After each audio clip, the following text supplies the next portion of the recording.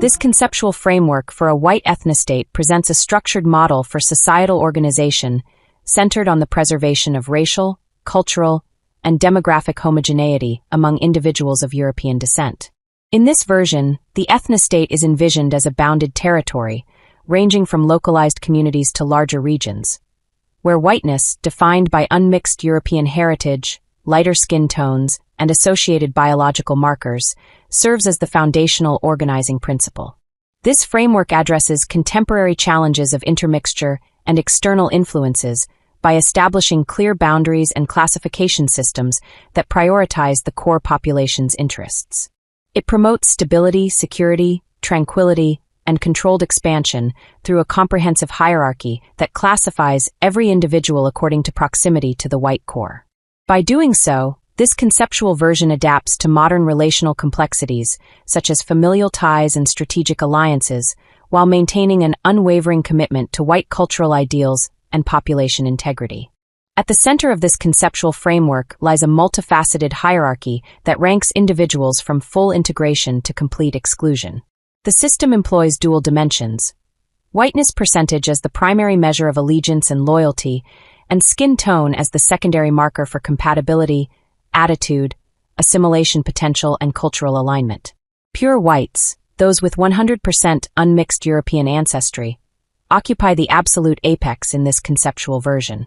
They embody the ethnostate's essence, hold full rights and privileges, and bear ultimate responsibility for its defense, direction, and expansion.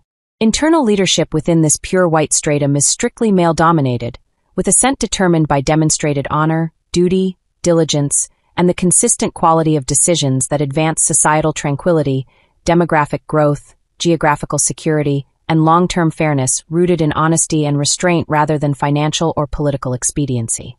Female members enjoy equal protections and chivalrous care, but contribute perspectives indirectly through male companions, ensuring their needs for safety and comfort are addressed without compromising the competitive resilience required against external adversaries who exclude females from decision-making roles.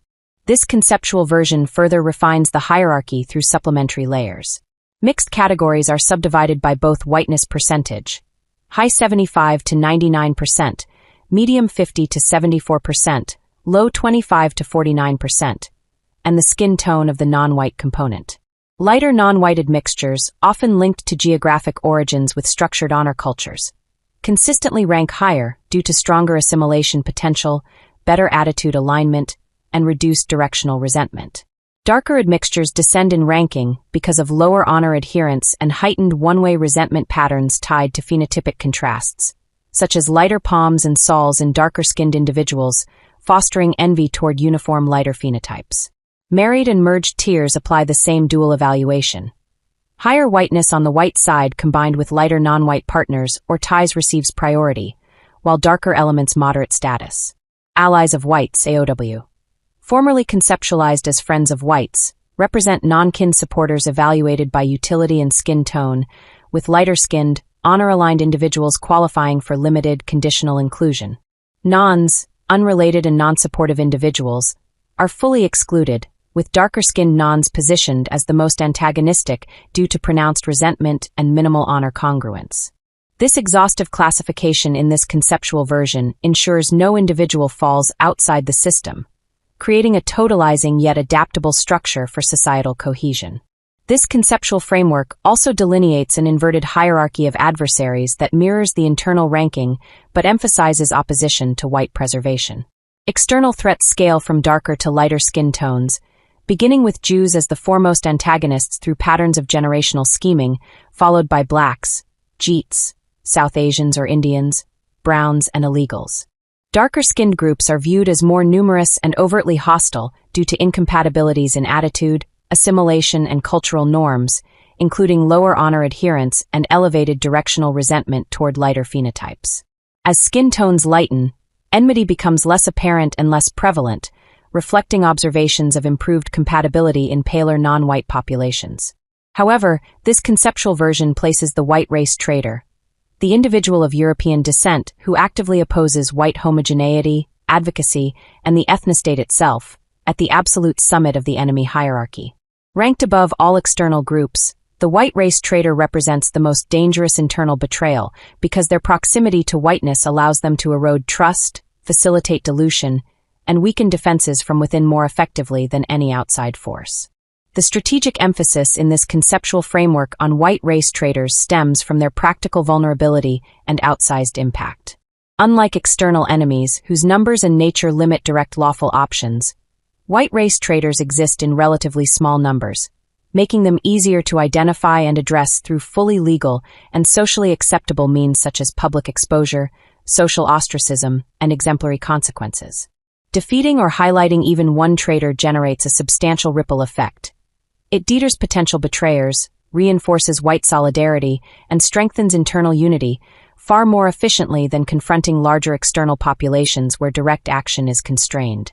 This conceptual version argues that focusing resources on internal purification, making examples of traitors, yields greater defensive returns because it transforms the most dangerous vulnerability into a catalyst for consolidation. Lawful countermeasures against traitors are prioritized precisely because they are more feasible, more impactful, and more acceptable within white communities, turning betrayal into an opportunity to cultivate unwavering loyalty. This conceptual framework integrates the internal hierarchy and the inverted enemy hierarchy into a unified defensive architecture. Pure whites at the apex face the greatest risk from traitors within their own ranks, who exploit elevated status to subvert. Mixed and merged tiers, possessing partial whiteness, require vigilant evaluation to prevent lighter-skinned adversaries from masquerading as allies. Supportive outsiders, AOW, can shift categories if disloyalty emerges, particularly when darker tones signal underlying resentment. The intersections demand layered protections. Darker external enemies are repelled at the boundaries, lighter ones monitored for subtle subversion, and white race traitors receive primary, proactive attention through lawful exemplification. By concentrating on traitors, this conceptual version maximizes efficiency, leveraging smaller numbers for larger deterrent effects, while fostering a culture where loyalty to white ideals is non-negotiable. In this conceptual framework, governance and gender roles further reinforce resilience. Male-dominated leadership, ascended through virtue and duty, ensures focused decision-making that prioritizes protection of the pure white population, especially young innocents and females. Female input flows indirectly through male companions, providing valuable counterforces without introducing vulnerabilities that male-only competitor societies exploit. Concessions for female influence remain situational and always subordinate to the male core, maintaining competitive advantage against adversaries who exclude women from leadership entirely. This arrangement upholds chivalrous traditions while preserving hierarchical clarity, ensuring the ethnostate remains strategically robust even in stable periods through proactive maintenance. Ultimately, this conceptual framework envisions white prosperity through rigorously ordered hierarchies that reward proximity to the core while excluding or subordinating incompatible elements. The dual emphasis on precise internal classification and targeted counteraction against the supreme enemy, the white race traitor, transforms adversities into mechanisms for reinforcement. Betrayal becomes a catalyst for greater cohesion and resilience. In this vision, the white ethnostate achieves enduring cultural endurance by maintaining uncompromised homogeneity, virtue-driven leadership, and proactive defense. Every classified tier and every addressed threat contributes to a unified, self-sustaining society centered on the preservation and advancement of European-descended peoples. Through such deliberate structure, this conceptual version not only safeguards white identity amid global pressures, but also charts a pathway for sustained excellence rooted in loyalty, order, and strategic clarity.